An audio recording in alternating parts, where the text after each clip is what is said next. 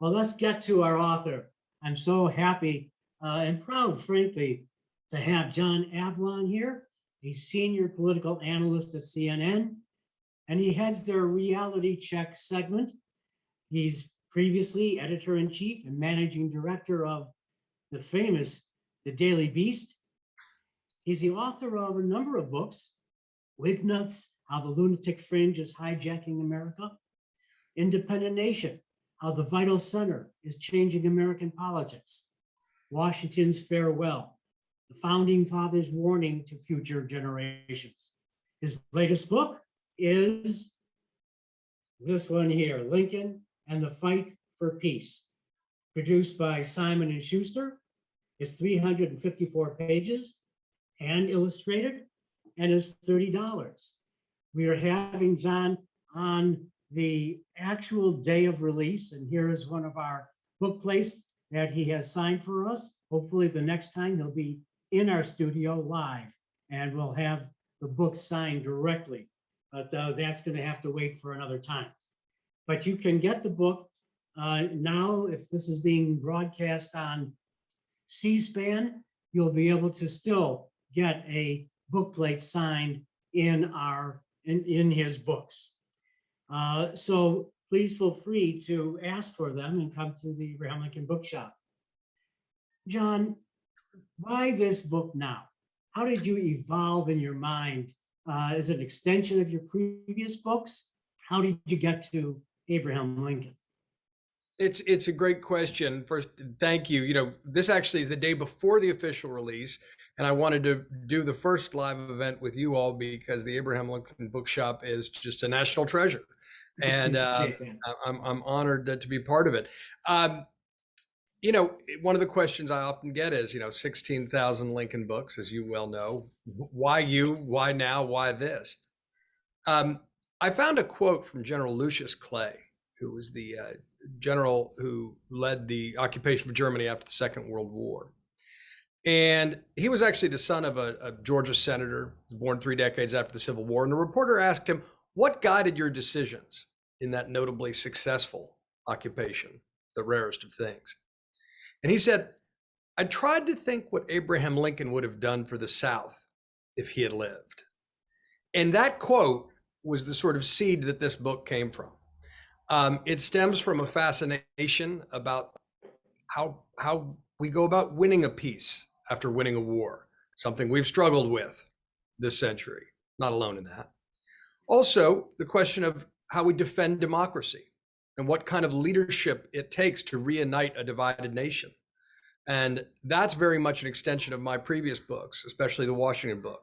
The question of how we strengthen democracies from those who would divide us. What kind of leadership, what I call in Lincoln's case a soulful centrist leadership, a reconciler in a time of radicals and reactionaries, and looking at what qualities led him to be such a revolutionary figure in terms of spreading a vision of democracy that continues to inspire people because it was based on reconciliation, because he was someone who met hate with love and brought sort of a New Testament leadership, I think, in some respects, to the national and international stage.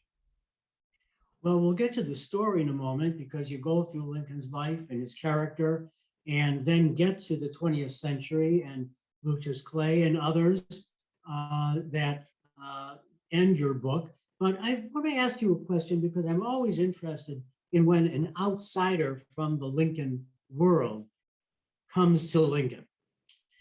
We've had Foreign Eyes with Lord Charnwood in the beginning of the 20th century, and Richard Cowardine from England later in the 20th century. We've had politicians like Sidney Blumenthal and George McGovern write books on Lincoln, and a journalist, you. So what does a journalist's eyes bring that's fresh to the Lincoln story? Well, I think in particular, the time in which I wrote this, this book was written primarily during the Trump presidency, when I was running reporters covering the White House as editor-in-chief of the Daily Beast. Then I moved over full-time to CNN on the morning show as senior analyst and anchor. And Trump, his essential, if you believe, as I do, that a person's character is the single most important quality in a president, there is a clear contrast between Lincoln and Trump. And to that extent, going home every day or on the weekends and vacations and spending time with Lincoln, which itself is a pleasure, was medicine. Lincoln's somebody whose personality, as I see it, is based on the qualities of empathy and honesty and humor and humility.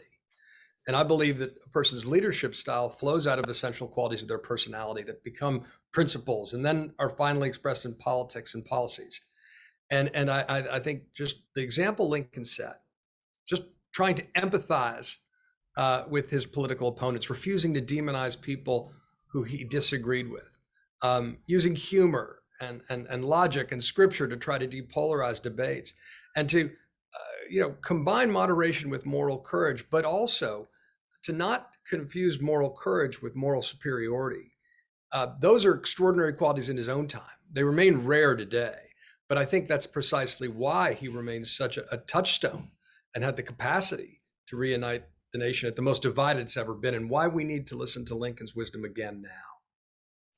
Well, certainly, and you just covered about 14 of my questions, but at the same time, there's a reason why there's no Millard Fillmore bookshop.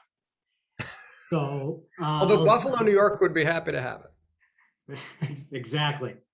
I wanted to ask you another thing about Lincoln and the use of facts, since this came out of the Trump era, and we're still living under, whether we all agree upon facts or not. You quote the Liverpool Post in England that gave a journalistic insight into Lincoln, and said he has never shut his eyes to facts or remained in ignorance of them. Well, that certainly plays right into your role on CNN and inside this book. I think that's right. I'm delighted that you quote that particular article. It was one of 8 that was in his wallet the night he died, that were subsequently sealed up in the Smithsonian for generations. And they'd never been fully transcribed, near as I could tell. And I think they offered a lot of insight into Lincoln's state of mind and that kind of sustenance that leads somebody to cut out an article for future reference. And I think it was, his soul was soothed at being vindicated, whether it was by foreign eyes in the case of the Liverpool Post, or domestic articles, in particular, 2 letters from alleged Confederate defectors to the Union that validated his instincts, particularly around the Emancipation Proclamation. Look, facts matter. Truth matters.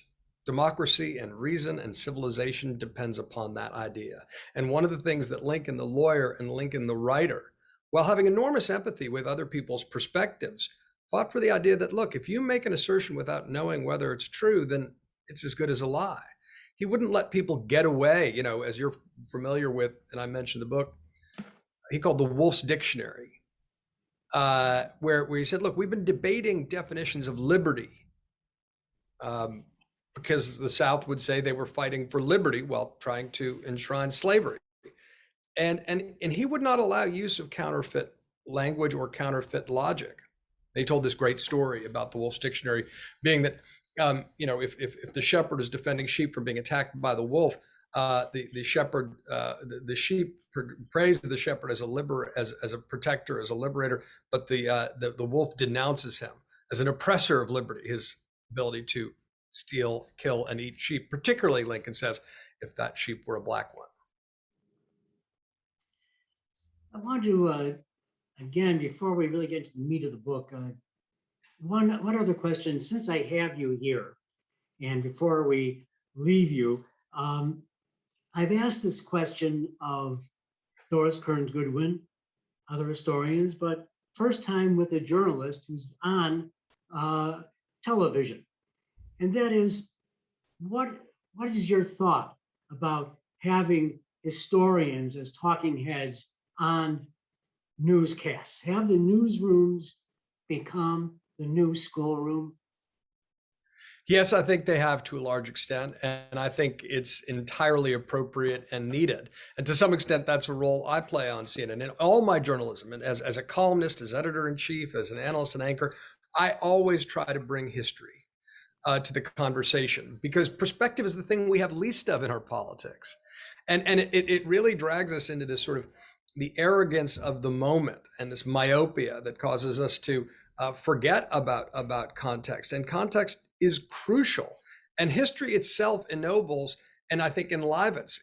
When we can be overwhelmed or even just numbed by the pace of the day to day, the imposition of history gives it a certain depth, and I think awakens our own sense of civic responsibility, that we're operating within a continuum, we're operating within a firmament. And as Lincoln said, the struggle today is not just today only for today, it is for a vast future also. We have a responsibility to the future, and that involves connecting with the past. And I think notably, and this is true as a former speechwriter too, which is why I tend to go deep on speeches, Lincoln in particular would always draw upon the past to, illuminate the present and then set a direction for the future. And that's what the history can provide us. That's what historians can provide us. It's absolutely vital, particularly in a self-governing democracy. While you're talking about Lincoln's verbiage, of course, that is such an important part of not only whom he was, but whom he is to us today. And you quote, and this is kind of in verbiage is central to your book. You quote from a speech he gave early on in his life, Discoveries and Inventions. There are not many. This is a very limited edition that we have on that speech, and it's on the power of the written word. And certainly the second inaugural showed, as you say in the book, his belief that the written word was humanity's greatest invention because, as Lincoln said, it enables us to converse with the dead, the absent, and the unborn at all distances of time and place. So speak a little bit more about his verbiage as you've just said this in your book. Well, I love that quote. And because it's true, and because it shows that Lincoln, who himself was the only president with a patent, was able to see clear that for all his fascination with the future and with the telegraphs of the time and all that, the written word remains revolutionary. I mean, there's in Stephen King's book on writing, which is an excellent book on writing, whether or not you like his genre, he talks about how it's telepathy. I mean, writing itself gives you the ability to converse across, to shrink the distance of time, the tyranny of distance. And it reveals Lincoln to be something of a transcendentalist. And I think Lincoln's spirituality, his evocation of a cosmic democracy, absolutely retains the ability to inspire.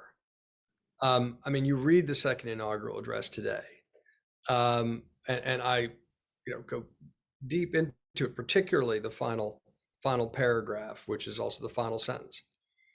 It is an eternal. It's a piece of wisdom, which is eternal. I mean, you could meditate upon that for days, weeks, months, and years. And it really contains his entire vision for how you win a peace, the destination that we may never get to, in the spirit, which has an appropriate degree of humility, of to form a more perfect union. It's not perfect. It's the obligation of every generation to try to improve upon it. And we do that by building on the past and learning from the past and trying to apply it to the present. And that's the essence of applied history, which is what I love and what I've tried to do. Well, history is not history, it's today. We are a part and parcel of history. We are what they were before. And certainly our mentor who really provided the basis for our bookshop here back in 1938 was Carl Sandburg. And so, here is someone who used Lincoln's verbiage immediately. So we have from Lincoln towing to Lincoln portrait, because you speak about Aaron Copland and his Lincoln portrait, happened to have a reprint of his score, actually signed by him right now in Oh, our stock. cool. And there would not have been an Abraham Lincoln bookshop without his martyrdom, I think. And the inspiration for us with Carl Sandburg was he thought Lincoln's words fit into our own needs today. Mhm. And so Aaron Copland's Lincoln portrait, he felt the same way, did he not?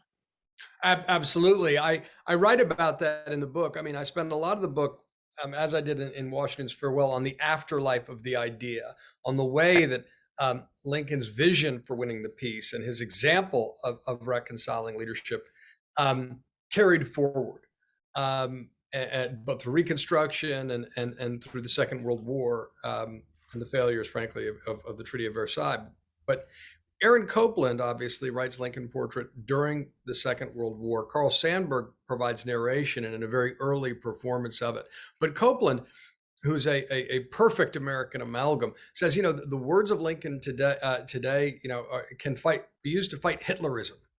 And you see that also in Abe Lincoln in Illinois, which won a Pulitzer and as a play and became a movie. And the actors at the time, Raymond Massey, talk about how the monologues, if you replace slavery with tyranny, they're commentaries upon the challenges to the free world then and the responsibilities of free people to stand up to tyranny. And indeed, a lot of the dialogues, even in the Lincoln Douglas debates and elsewhere, are about this war on apathy. Lincoln was not a radical. He was not an ideologue, but he bitterly resented the idea that people could be indifferent to suffering because they were too busy. They had other things. They had economic interests. They had other things to do. And the idea that there was no higher interest than self-interest was offensive to him as an earnest man. And you can see that in the dialogue as they're trying to nudge the Western world, particularly the United States, obviously, out of a certain self-induced slumber of isolationism between the two wars, to awaken that moral obligation to confront tyranny, to protect and advance human freedom. And that's what the Lincoln Portrait's all about. Of course, Lincoln himself brought that into view at the Lincoln Douglas debates and called out Douglas just for that purpose. Yeah. So let me go back a little bit I think the opening of your book, which is lengthy on Lincoln's character, was wonderful. It brought me in.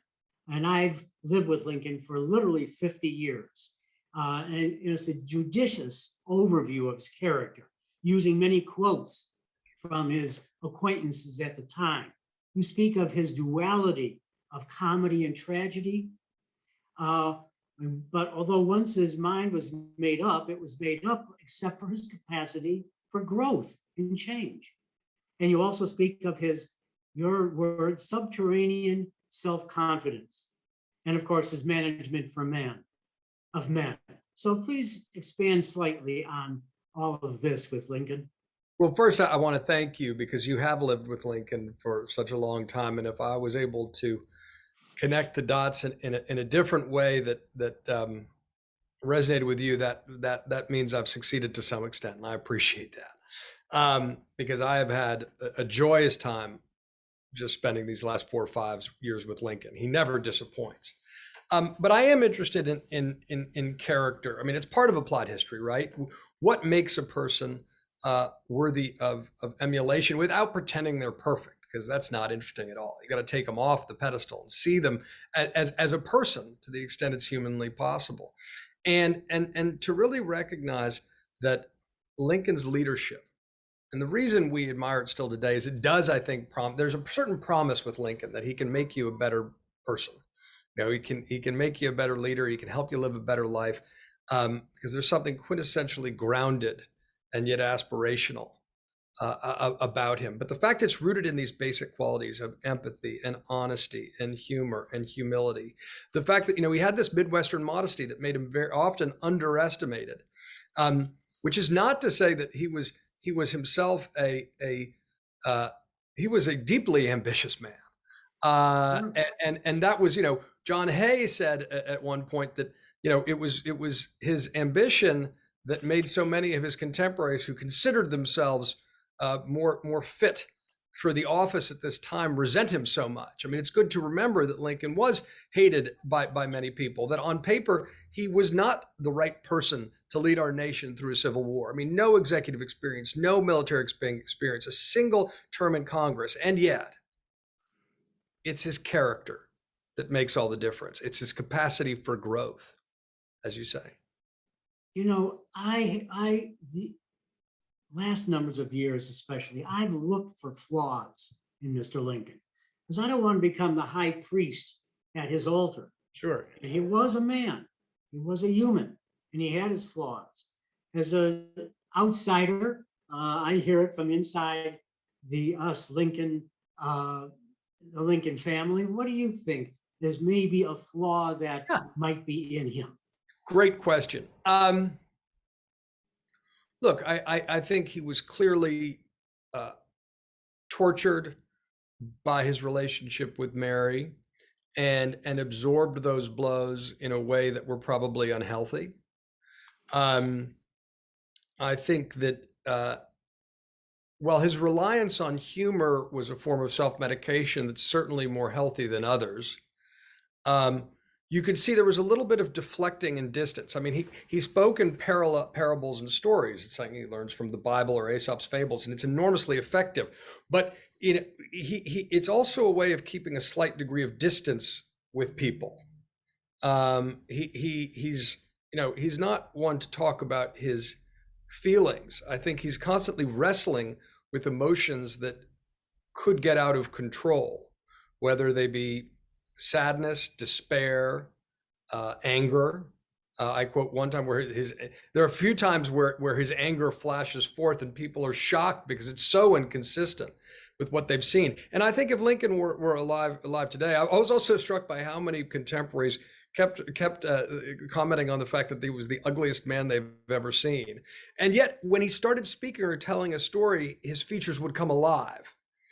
And I do think that, his contemporaries, we tend to view him as such a solemn figure with so much gravitas today, that the Gregory Peck baritone, which I think Daniel Day-Lewis got the voice right.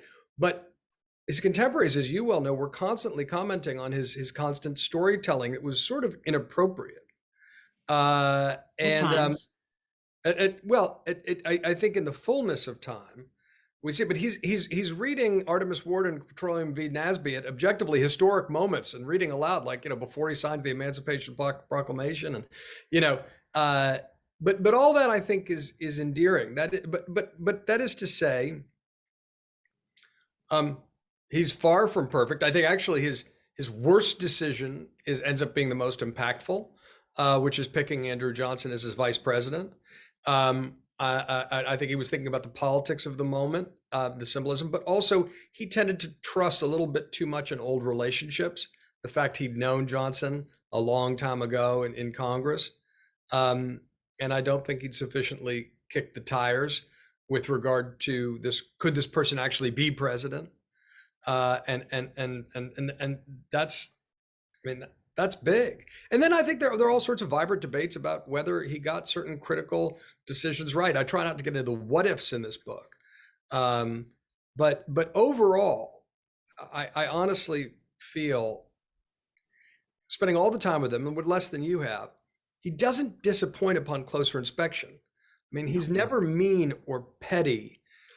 He doesn't, attack people for partisan or political or religious reasons. He doesn't play office politics. He really holds himself to a higher standards. I mean, to some extent, he is the Jesus of American politics, which a lot of people project on him because he's, shot on Good Friday. But he really does show qualities, the simple difficulty of what I call the politics of the golden rule, treating people like you would like to be treated, meeting hate with love. Those are extraordinary qualities. And that's one of the reasons I think he endures so much in the American psyche and has such a high place in our civic religion. It's not that he's perfect. And if we met him, his imperfections would be even more vivid. But he really did try to hold himself to a higher standard without taking himself seriously. And that itself is an extraordinary balancing act. Well, he was a 19th century white man, and we have to remember that. Sure. But he was able, I think, to change, as we've spoken about, and grow positively, not only in the 50s, as we know here in Illinois, but actually as president as well. And I think he was starting to grow beyond the presidency. It would be wonderful to have seen what he would have been later on, because I think he would have continued to change and be different. One aspect I wanted to ask you about was, do you come on one side or the other, or maybe the middle, as I'm going to suggest? David Donald, in his book, thought that just what Lincoln maybe himself said, that events moved him, not the other way around. I've always thought that he was more proactive than that. And someone like John Forney, whom you mentioned, Secretary of the Senate in the book. But I think that two things come together, where if opportunity came, he recognized it and moved on with it. That's what Forney said. But that comes through extensive preparation, especially through thought. And there's no man, like Billy Herndon, his law partner, said, who thought more than Abraham Lincoln. So I think he helped create those opportunities because of what he did. David Herbert Donald is a brilliant man. But the idea that Lincoln was solely carried forward on a kind of capricious wind of Providence is mythology. I mean, it doesn't bear any resemblance to, no one makes you declare for Senate for a party. I mean, he's head of the Whig Party in the Illinois State Legislature at a very young age. He's already showing he's ambitious. My goodness. I mean, he runs for president after giving a fairly brief, East Coast tour on the back of the Lincoln Douglas debates being published. He's always trying to get in newspapers and get his photos published. This is not somebody who was simply blown about by the winds of history. He had uncommon. I think he devoted an uncommon amount of time towards thinking what he really thought about things. He could speak to the common man and yet access the deepest depths of his soul and articulate that in a writing that is unparalleled among American statesmen and maybe among American writers. The idea that he's simply swept along by circumstance, that just doesn't ring true at all. In 1976, the 200th anniversary of our nation, and it's signed by by 6 of our governors, at the time 4 of them. They wanted to have this and use this. I mean, a little bit more, and we'll be able to see it. There we are. So we saw your book cover. This was in the shop right now. Thank you, Sylvia. That's cool. Well, very, very directly inspired, as you can tell, but they went beardless. Thank you. By the way, in my mother's hometown of Youngstown, Ohio, they've got the Norman Rockwell painting of a young beardless Lincoln too, with an axe, which is similarly evocative of his face, is at a similar angle. We have that as well, but we won't bring it in. Okay. Sylvia just said, I'm not bringing that in. Okay. But so this leads me, let's go back to peace. And yes. You happen to be married to a descendant of Herbert Hoover, who wrote a book called Problems of a Lasting Peace. Yes. So what did you learn from your wife's ancestor? Well, I enjoyed reading that book, and one of the things I learned is that he was very preoccupied, as people particularly around that time were in the wake of the failures of the Treaty of Versailles, of how you create a just and a lasting peace. What were the mistakes of the Treaty of Versailles? How could they be addressed as the world was coming up with a post-Second World War liberal international order? And in some ways, it's analogous, I think, to the way the founding fathers tried to draw upon history, ancient Greek and Roman history, and the falls of ancient Greek and Roman republics in terms of building the Constitution and our structures. Again, it gets to your point about a history, applied history. We need to apply the lessons of history to our own times. And Herbert Hoover who had an extraordinary career before the presidency. I mean, really invents the modern NGO, feeding people behind enemy lines during the war as First World War as a private citizen, leads food relief during a famine in the Soviet Union, despite his anti-communism. There's a great documentary and books about that. And then became the master of emergencies and helped America in the South after the Mississippi River flood. But he really was thinking. He was there in Versailles, and he and several of his colleagues knew that the terms were too harsh. It was the worst of all worlds. It was reparations, but they didn't have the means of enforcing the restrictions. And meanwhile, Germany nursed its own lost cause mythology around the war, which helped give birth to the rise of Hitler. So, one of the things I look at, one of the things that Lincoln, I think, doesn't get credit enough for in his three indispensable conditions for accepting, the end of the war from Confederate negotiators. Two are obvious. It's assumption of the national authority, Union, the end of slavery for all time. But the third is he refuses to have ceasefire without surrender. And that infuriated people at the time, because it seemed like he was walking away from an easy peace that would stop the bloodshed. But Lincoln understood that peace at any price was too expensive, and he worried correctly that if there was a ceasefire, that people would backslide on their commitment to ending slavery, which would not address the root cause of the war.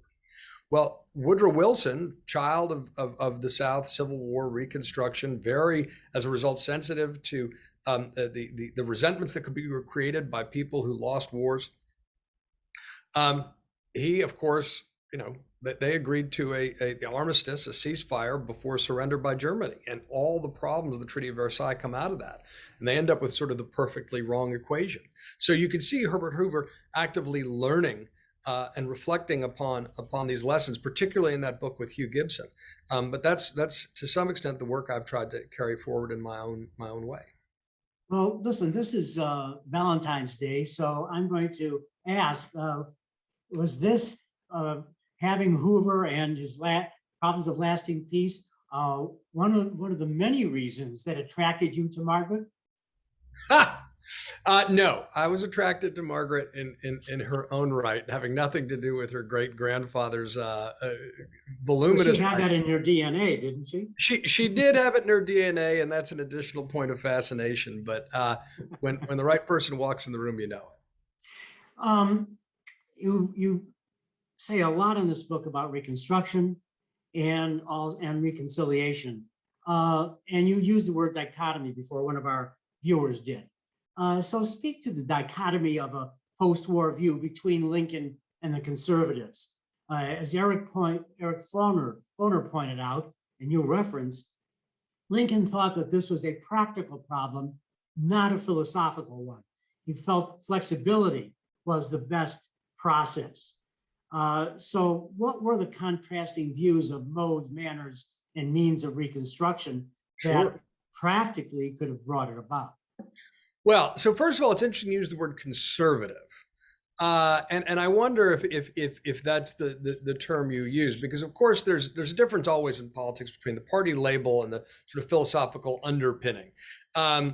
And indeed, I think part of the problem in our politics today, the Republicans call themselves the party of Lincoln, and yet, philosophically, there's not much continuity in terms of what the party believed in then within the context of its time.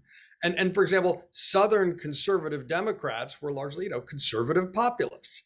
So the radical Republicans of Lincoln's time, who I would not call conservative by and large, I think the conservatives were by and large Democrats who were conservative Democrats who wanted the least changes possible, right? So they wanted a restoration, in effect, of the structure of the pre-war South.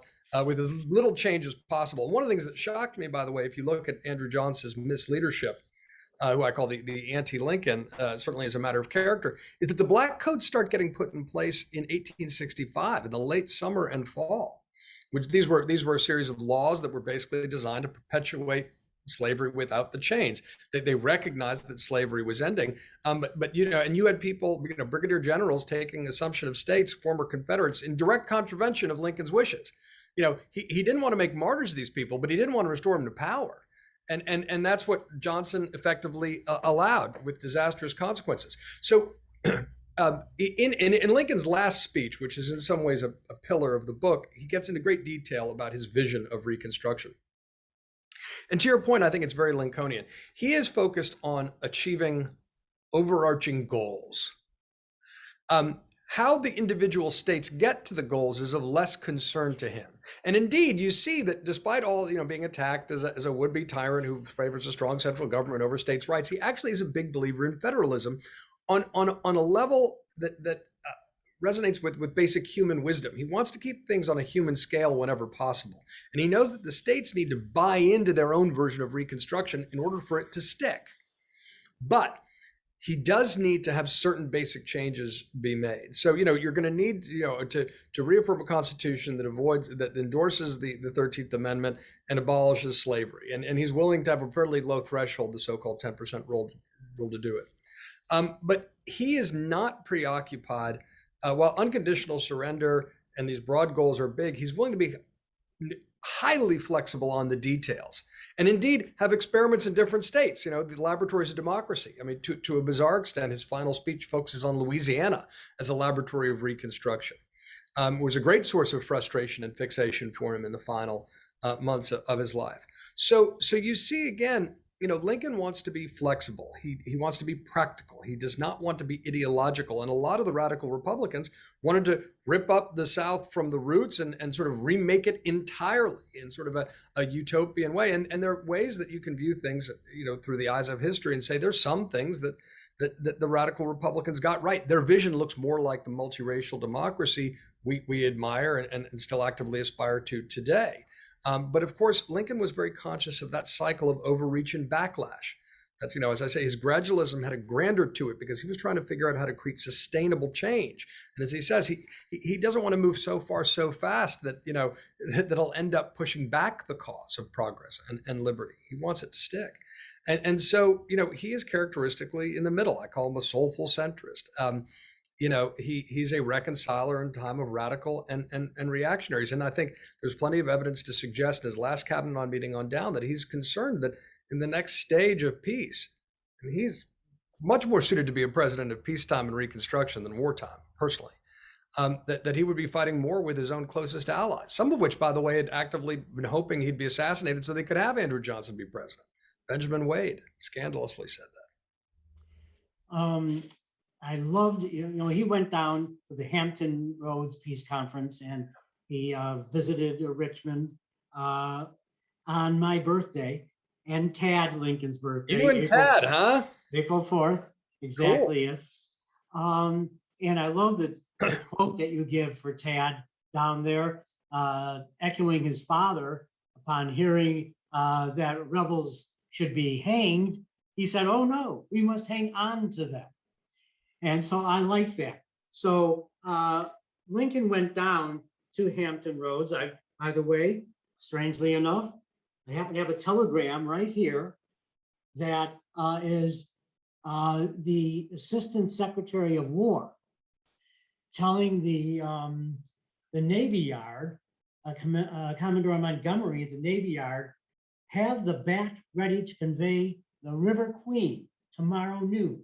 The president will be in the River Queen, bound to City Point. So here he is going down to City Point, and I have a series of these telegrams where he's even being picked up later on by the River Queen. The bat, he was supposed to be on the bat, as you mentioned in the book, but it was too small for the whole conference that was going down. So what I really want to ask, if I didn't lose my notes, one of the things that he did down there, kind of go off the cuff. And he, at one point, you talk about maybe his legitimizing the rebel states by maybe reconvening them, the state legislature in Virginia. He mentioned that down there. I think it was to Judge Campbell. Yep. But was he legitimizing them? I mean, were they ever not legitimate, really? He thought he was president of the southern states. They never left the Union to Abraham Lincoln. They were in rebellion, but wouldn't the original legislature perhaps be the true legislature if they repent and return to US laws and recognize US government? Well, this was Lincoln's theory of the case, right? I mean, but it is a significant, I think, misstep, and certainly he was ultimately convinced of that. I think in part because Appomattox took away the need for this idea, but he's in conversation with Judge Campbell and Gustavus Myers in Richmond.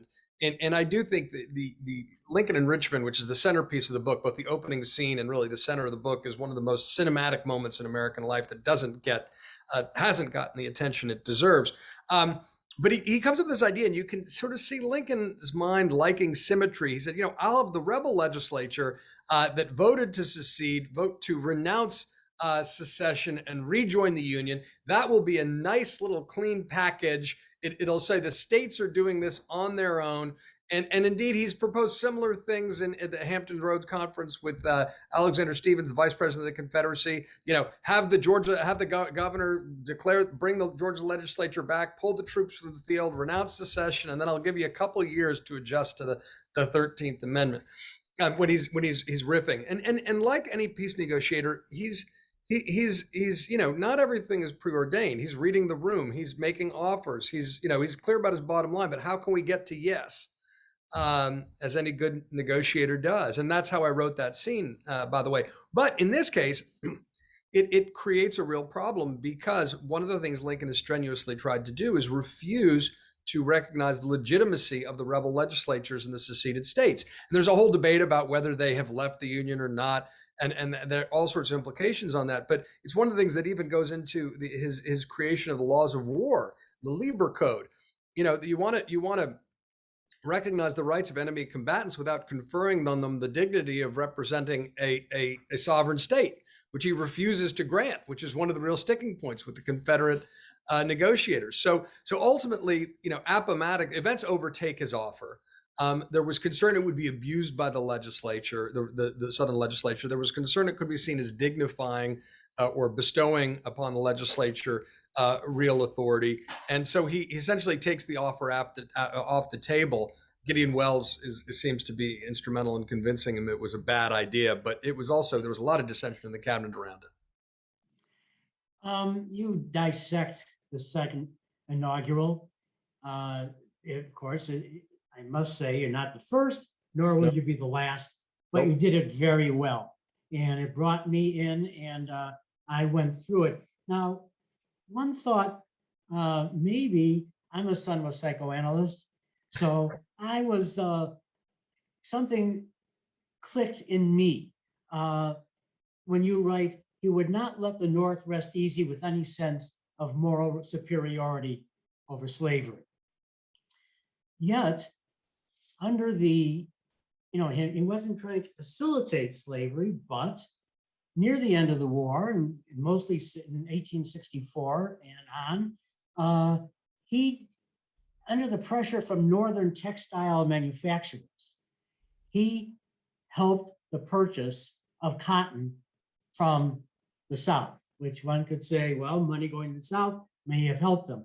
I can't show you the original of this. I sold it just 3 weeks ago, but I had a little note of Lincoln where he had a woman come in front of him in the Oval Office. She was a Southern plantation owner of great wealth, and she actually sent many of her slaves to Liberia and helped the slaves that were with her, and after the war, stay there, and she gave monies to help them buy crops and that donkey, etc. But here she is standing in front of Lincoln in 1864, October, and she was on her way to New York for the slave controversy. Do you think that consciously or unconsciously might he also been indicting himself for the approval of facilitating those purchases and helping slavery? This might the second inaugural as well be a bit of a mea culpa.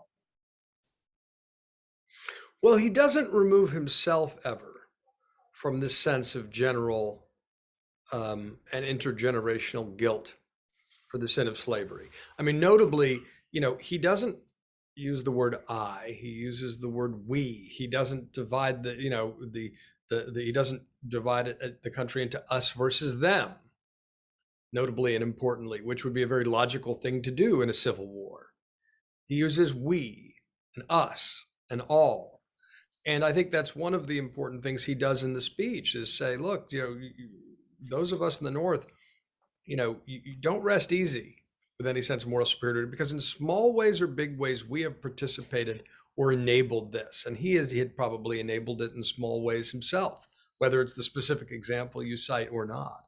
But I think that's also the enormous magnanimity. I mean, the empathy, the willingness to say, we must not judge the South. They are just what we would be in if we were in their situation. I mean, that moral imagination, which is also what he uses to chip away at the legitimacy of slavery. Mm-hmm. I've never thought that slavery. I've never seen someone wish slavery for himself. Have you ever thought of a good thing that someone doesn't wish for themselves? He breaks down that distance with moral imagination and with logic, and it's enormously powerful. That's the politics of the Golden Rule as well. We're getting close to the end of our time. Before I get to a final question, I have two penultimate questions. Penultimate. One is, as a journalist, I'm going back to that, we're going full circle. What are your thoughts on Lincoln and freedom of the press? He certainly shut down some newspapers, took away habeas corpus. What's your thought on that? Well, you're right. He did suspend habeas corpus. That is not a monument in certain places.